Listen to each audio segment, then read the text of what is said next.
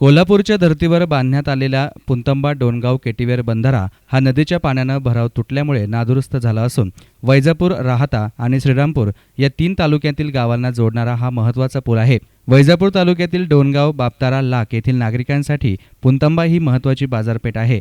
याचबरोबर दवाखानेही पुंतंबा येथेच आहेत।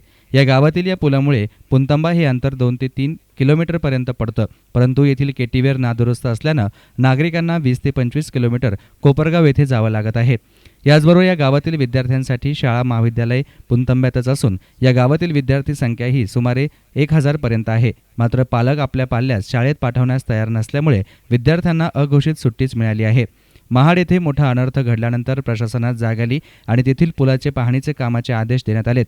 प्रशासन मोठा अनर्थ घडल्यानंतरच याकडे लक्ष देणार आहे का? प्रशासन अपघाताचीच वाट पाहतंय का? असे प्रश्न सर्वसामान्य नागरिक उपस्थित करतायत। तरी मोठा अपघात होण्याच्या आत प्रशासनाने याकडे लक्ष देऊन याचं काम त्वरित मार्गी लावावं आणि नागरिकांची आणि विद्यार्थ्यांची होणारी गैरसोय आणि हाल टाळावेत अशी मागणी धनंजय धोरडे आणि जालिंदर तुरकणे यांनी केली आहे। रस्ता पाणी ओसरल्यानंतर आज 4था दिवस आहे। हा रस्ता पूर्णपणे बंद झालेला आहे। नदीकाठच्या गावाच्या जे गावं आहेत डोणगाव, लाख, बापतारा, पुरंगाव, हिंगोनी, गांगोनी, वारी या सगळ्या गावांच्या शाळेच्या विद्यार्थ्यांचा रस्ता पूर्णपणे बंद झालेला आहे। आपण या ठिकाणी बघितलं असेल एवढं मोठं खड्डं पडलेलं आहे, माणसांना पायी सुद्धा चालता येत नाही। मोटारसायकल किंवा सायकलने किंवा 4 चाकी वाहनांचा कुठलाही विषय राहिलेला नाही।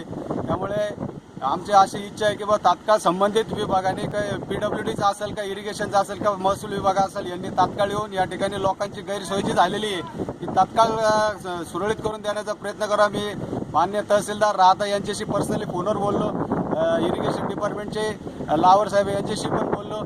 PW वाल्यांचा अजून कॉन्टॅक्ट नाही आहे, पण अद्याप अधिकारी इथं कुणी आलेल्या नसल्यामुळे लोकांचा संतोष वाढत आहे।